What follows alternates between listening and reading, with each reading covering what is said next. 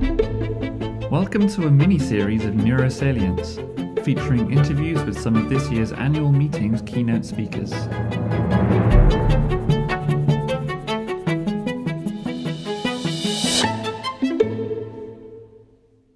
Our guest today is Dr. Emily Jacobs. She's an associate professor of psychology and brain sciences at UC Santa Barbara and director of the Ann S. Bowers Women's Brain Health Initiative at the University of California. She received a PhD in neuroscience from UC Berkeley and a Bachelor of Arts in Neuroscience from Smith College. Prior to UC Santa Barbara, she was an instructor at Harvard Medical School and the Department of Medicine and Division of Women's Health at Brigham and Women's Hospital. Her laboratory uses brain imaging, endocrine, and computational approaches to deepen our understanding of hormone action in the human brain. Major initiatives include the study of endocrine aging during the midlife transition to menopause, pharmacological studies of gonadal hormone suppression, and dense sampling studies across the menstrual cycle and pregnancy. She was named a Hellman Fellow, a Brain and Behavior Young Investigator, a Robert Wood Johnson Foundation Health and Society Scholar, a National Institute of Health BIRCWH Women's Health Fellow, and a National Academy of Sciences Frontiers of Science Kavli Fellow for distinguished young scientists under 45. In 2002, she was named one of 10 scientists to watch by Science News. In addition to her research, her lab advocates for diversity in science. Her lab regularly partners with K-12 groups to advance girls' representation in STEM, work that was featured in the book STEMinists, the life work of 12 women scientists and engineers. With that, here we go with our chat with Emily. Maybe we can just begin with a little background about who you are and maybe how you found your way into science and the current research path that you're on. Yeah. So my love of science, I don't have some grand origin story. I was just kind of a nerd growing up and was exposed to a lot of different ideas, and science was the one that I guess clicked and made sense in my mind. But that didn't really crystallize in for neuroscience until I went to college, and it was a series of beautiful oopses. I went to Smith, and my roommate at the time was signed up for a neuroscience class, and I was like, hey, that seems cool. I'm going to rearrange my schedule and sit in. And after one lecture with Mary Harrington, I was sold. It really was that just, I was totally mystified by this 3-pound organ and how much we knew at the time, and, overwhelmed by how much we still had yet to discover. And so it was that simple. I just, inspired by my roommate and sort of her prowess with taking this class, I joined the fray and became a neuroscience major at Smith, had absolutely phenomenal instructors who were just virtuosos in the classroom who made science come alive. Yeah, it hooked me. And so I went to, at the time, so this is going to age myself, I started at Smith year 2000. I graduated in 2004. And so this was coinciding with, really kind of the heyday, that's still sort of ongoing, but the heyday for human brain imaging. Because it was in the mid-90s when MRI went from sort of being in the bowels of medical centers used primarily clinically to really accessible, certainly in the United States at a widespread level and for research dedicated purposes. So in college, we did our scanning at Dartmouth, but I was collecting some brain imaging data. And so I knew at the time that was the tool that I wanted to use to probe the brain. And so I guess stupidly, or I don't know, I just thought, okay, well, I'll decide where to go to school based on the best program I can get into with, whoever's doing, human brain imaging. And I was lucky enough to get into the PhD program in neuroscience at Berkeley. And that's how I joined Mark Desposito's lab. And, I guess, after that, I just, my track was pretty laid out at that point. Very cool. Thank you for explaining your journey into neuroscience. It's kind of cool that you got introduced to neuroimaging so early in your training. Like there must have not been that many labs using that modality at the time. When you kind of got into that research, was there something particular about the idea of neuroimaging that sparked your interest? Yeah. I think I was just fascinated that here we had this tool that allowed us to see in vivo in, the human brain and all of its complexities, at this sort of macroscopic and eventually kind of more sort of mesoscopic scales. And it really wasn't until grad school that I learned sort of all of the ways in which, one magnet can collect all kinds of data. So when I joined Mark's lab at the time, he was really interested, and still is to some extent, so really interested in dopamine function. Mm. And I had really never taken any formal courses in neurochemistry in undergrad. So I was coming in real green. But I was, I liked this idea of thinking about sort of neuromodulators, how they shape cognition. And so I basically said, okay, I'm going to take 6 months and just lock myself in this office and read any paper that has dopamine in the title, right? And it was in that period of time that I stumbled on beautiful work coming out of University of Michigan from Jill Becker. And she was looking at estradiol-mediated increases in dopamine release. So estradiol being able to potentiate dopamine release in the rodent brain. And I was absolutely floored because I was thinking, to my knowledge, nobody at that point in the human cognitive neuroscience space who was looking at dopamine function was thinking about estrogen's role in being able to sort of modulate this major neuromodulatory system. And that's basically led me down a rabbit hole, which would lead to the design of my own thesis in Mark's lab. So I guess, if you were to describe your research to a non-scientist or more of a lay audience, how would you describe it? Well, I like a quote from a friend and colleague of mine, John Morrison. He's the director of the National Primate Center up at UC Davis.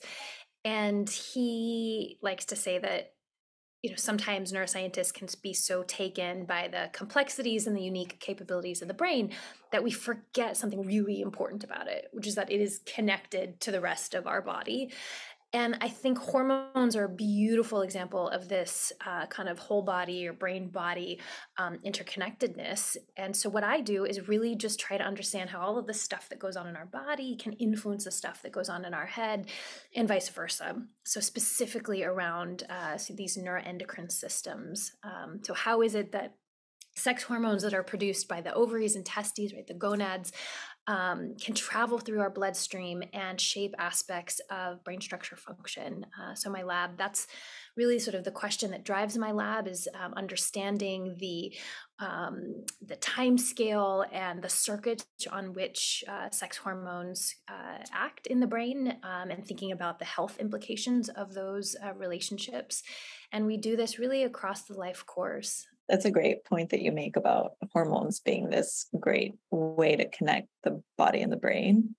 And I agree that understanding how those specific hormones affect development, especially in specific developmental windows, I guess one way that you kind of creatively have addressed it is through this dense sampling work that you've done, looking at the effects of the menstrual cycle on various metrics of brain function. And I guess maybe in your words, like, what do you think was most exciting about that finding or that study? Sorry. I remember vividly sitting around a table and, thinking about this idea and the emergence of this idea.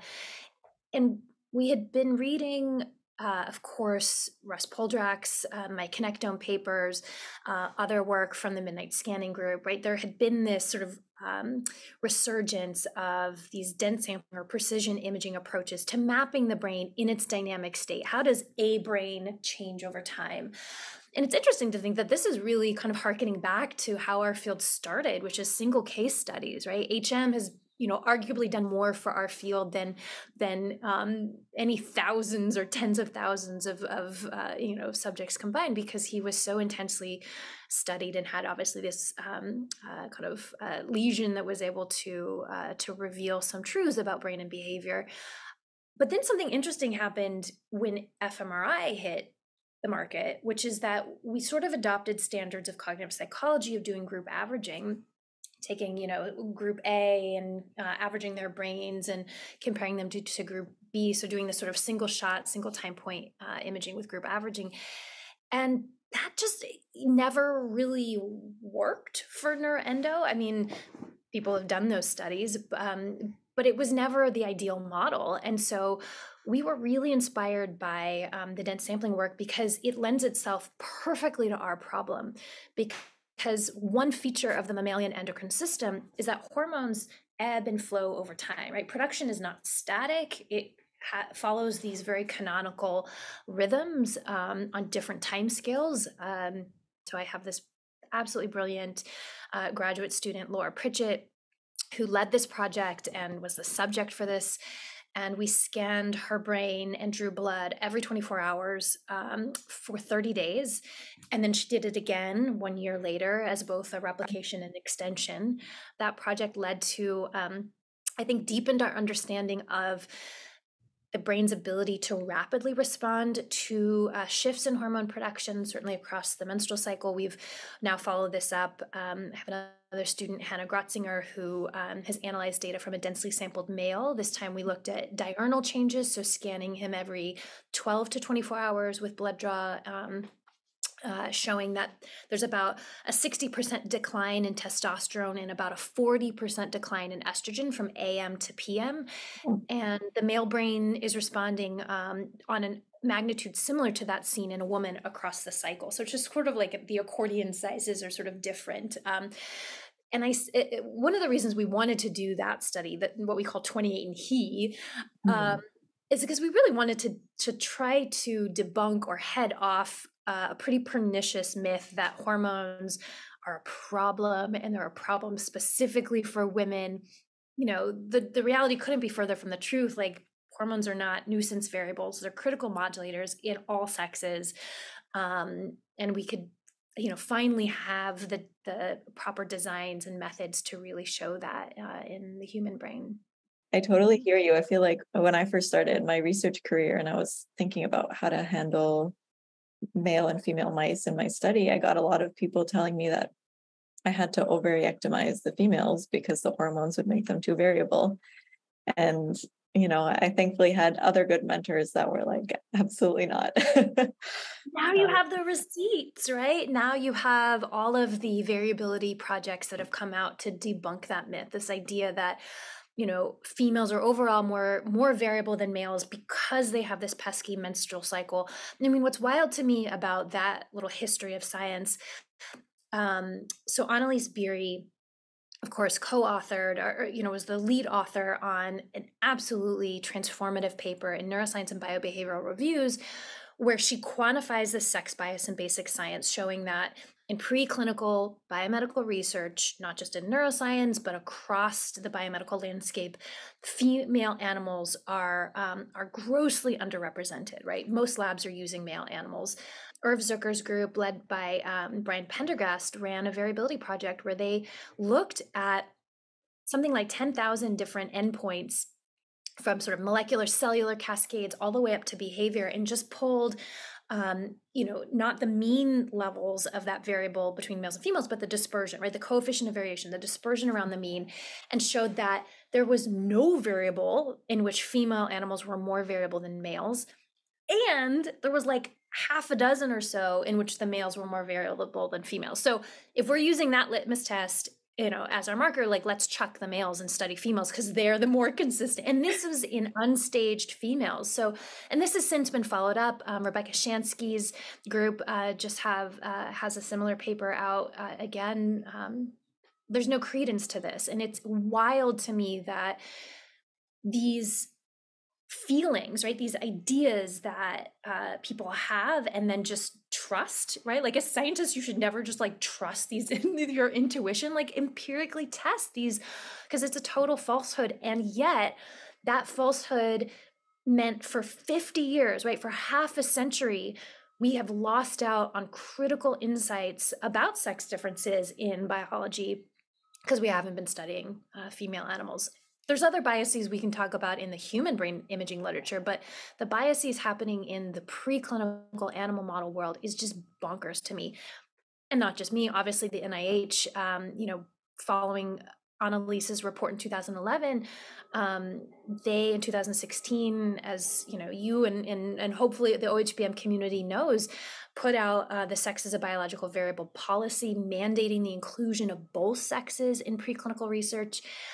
And I think it's worth noting that Janine Clayton, who's the director of the Office of Research on Women's Health, pioneered that. And I don't think it's not lost on me, and hopefully not lost on this audience, that these were women who pushed for change, who recognized the problem and pushed for change. And I think probably made a pretty indelible mark on science as a result. In your opinion, like what are some ways in which we can kind of police that? Like, is it preventing papers that don't include both sexes from being published unless that disorder or whatever is being studied is really only present in one sex? Or I think we have a lot of handles. I think training our students to understand, right? Education is always key. So let's debunk some of these pernicious myths that might have led people to think it was reasonable to only study males. Like, let's just get rid of those falsehoods from the start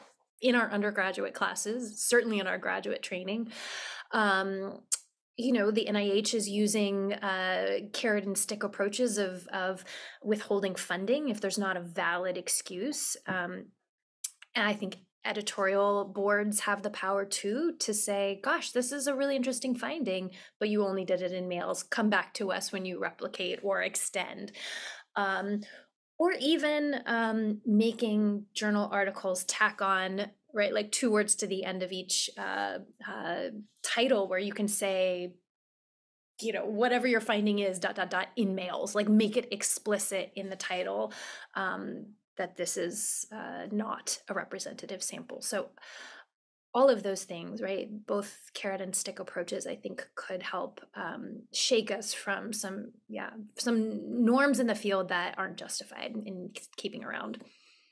Something else that comes to mind is also that sometimes like the media kind of picks up on these findings and warps them in certain ways. Like, what would you say are some ways in which we can ensure that the lay press is actually representing findings appropriately in this kind of women's health and sex and gender space?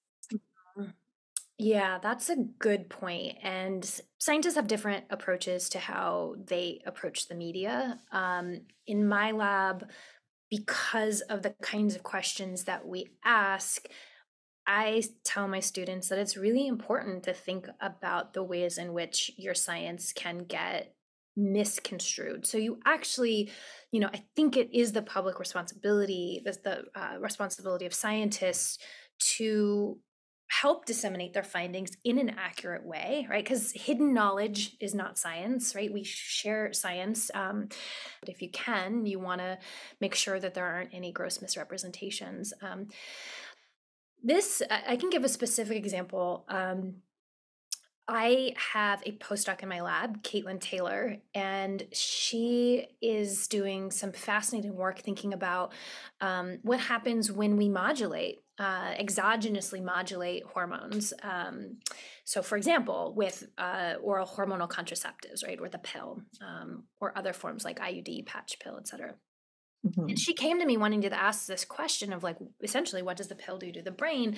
Mm-hmm. Because my lab had studied endogenous hormones. So it's a natural follow-up question. What happens if we start to sort of pharmacologically manipulate? And I was worried that whatever we found, the press would sort of get it wrong, or people would cherry pick data in order to fit their political ends. And that scared me.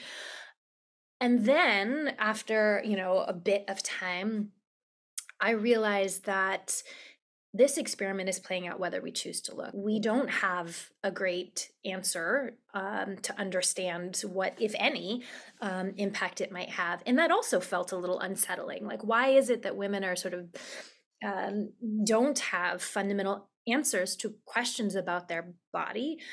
So anyway, that's one example of how I think our science has really sort of butted up potentially against the sort of media and political world. And we just put out an opinion piece in Nature Neuroscience last week about this. So you can read sort of what our thoughts are on how taking that as a toy example of how neuroscience should proceed systematically. And so are you hoping to now amass like a large mega data set of contraceptives and various types? Yeah, so that conversation really kickstarted what would eventually become years later the Ann S. Bowers Women's Brain Health Initiative. So I said, okay, Caitlin, like, let's look at this, let's explore this question, but we got to go big. I don't want to do this piecemeal. Let's build something that is unabashedly, unapologetically for advancing women's brain health. And so, again, I am lucky enough to be part of the University of California system. And this is where we realize we're sitting on a huge treasure trove of data because UCSB is one of 10 campuses throughout the state that are all tied together under the umbrella of University of California.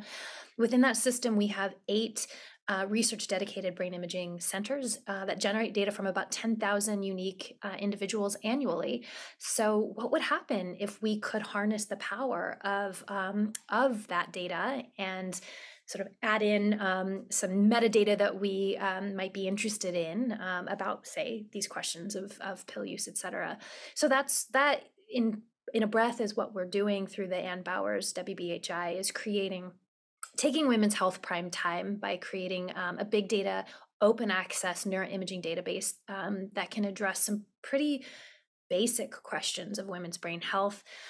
We are grateful to our funders for supporting this vision, and grateful to Russ Poldrack, whose team at Stanford is serving as our data coordinating center. We have not formally launched this as of this taping. We are in the process of piecing it all together, but I'm just really I'm hopeful that this will be of interest to the OHBM community when the first data release comes about.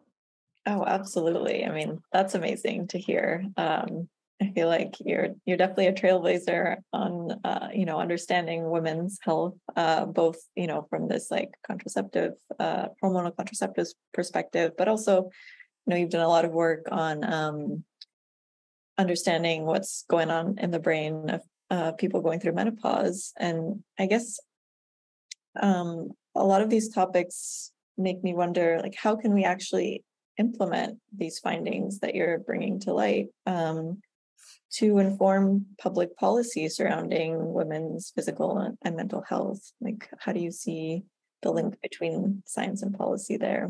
I think first, I feel so almost overwhelmed in a good sense, but almost overwhelmed by how little we know. And sometimes I have to remind myself of that because, like, again, my lab, we can kind of put our blinders on and we're in the thick of things of, studying all of these questions. So this is our world. It's our whole world. And there are other brilliant scientists in this space, but actually not that many. So Laura Pritchett, again, my graduate student, is working on a survey paper, and she has gone back and looked from 1995 to present day, how many human brain imaging papers have considered any aspect of brain health specific to women.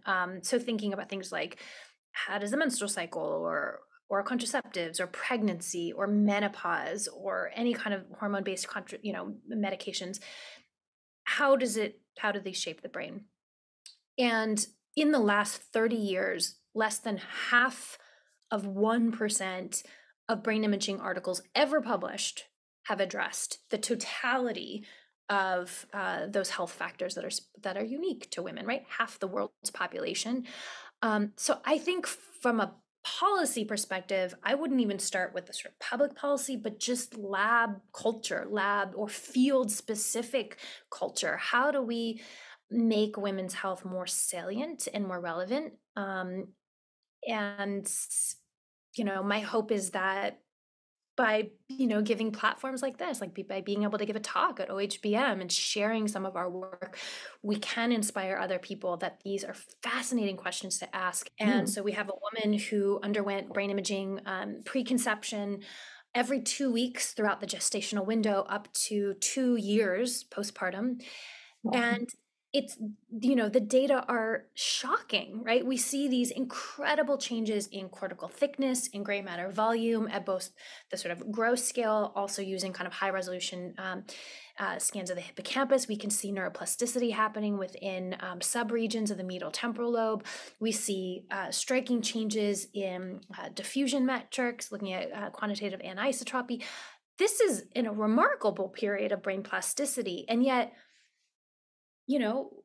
we have almost no knowledge of this period of, developmental trajectories. There's been, a wonderful group in Europe that looked at the brain pre and postpartum. This is the Hexama Nature Neuroscience article showing differences in the brain between these two. And that was a fascinating paper. But up until that point, there hadn't been almost nothing in humans showing the brain as the sort of the organizational effects of steroid hormones over the gestational window.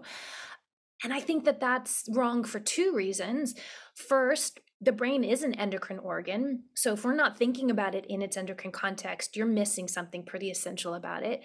And number two, when you look across the life course, we know that rates of major neurological and neuropsychiatric conditions like depression, like Alzheimer's disease, these have sex-skewed incidence and prevalency rates. So for these two, depression and Alzheimer's disease, women represent 2/3 of the population.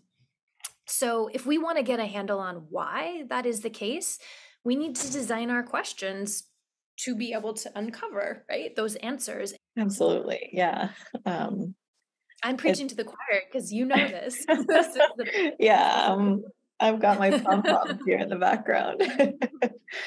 But I agree. I mean, I think even in the animal literature, this kind of work is missing. But if we can go straight to the human and understand the species of interest, then why not, right?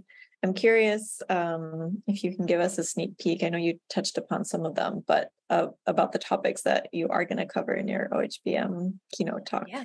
So I'm going to do two things. I hope I'm going to accomplish two things. I want to convince everybody of the power of sex steroid hormones and the role that they play in shaping the brain over multiple time scales, for example, across the menopausal transition, right, which is a 5 or 6 year state, versus, the kinds of changes that we can see rapidly, even over a 24-hour window. So I'll share some data that I'm working on in collaboration with my partner in crime in life, Michael Gord's lab, who's doing astrocycle monitoring using 2-photon calcium imaging and showing real-time changes in dendritic spines in awake behaving animals and mapping that to functional changes in place field stability and remapping.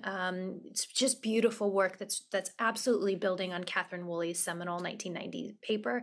And so, yeah, hopefully that goal will be to really convince you that sex hormones are just absolutely fascinating for understanding basic features of how the brain works and functions. And then maybe end on a more philosophical, maybe bordering on sort of political questions of how come it's taken us this long to realize?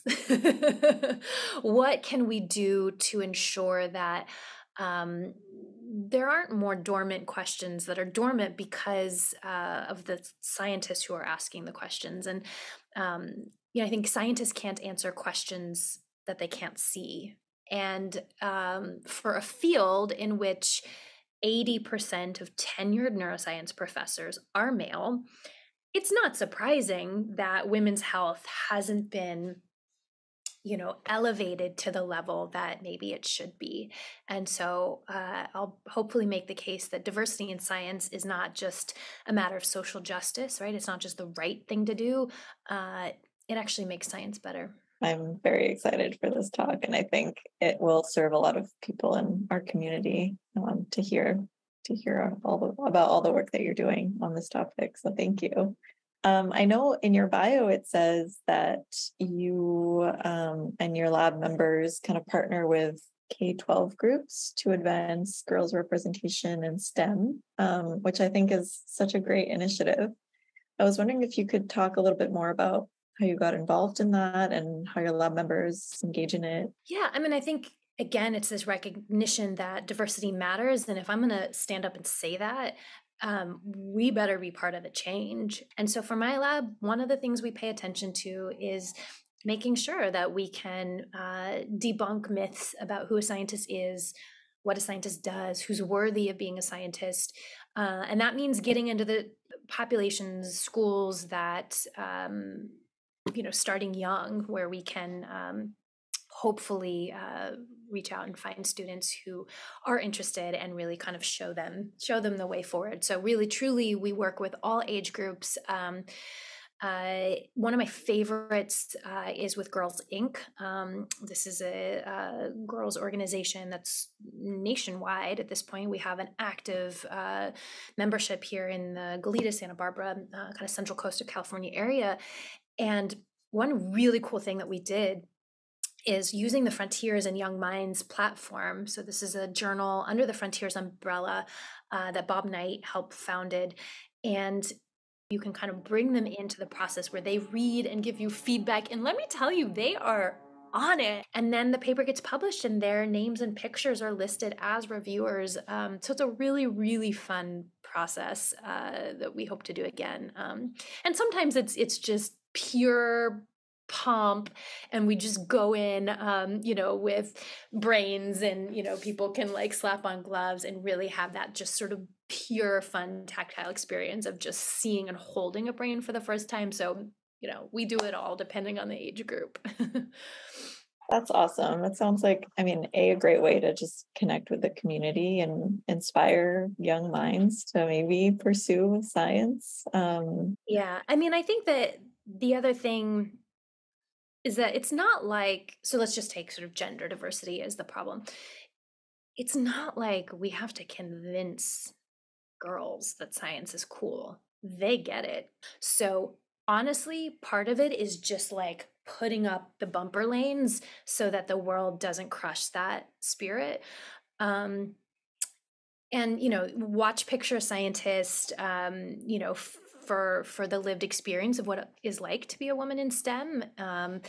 It's a, fabulous film. The thing is, like, those social factors start at breathtakingly young ages.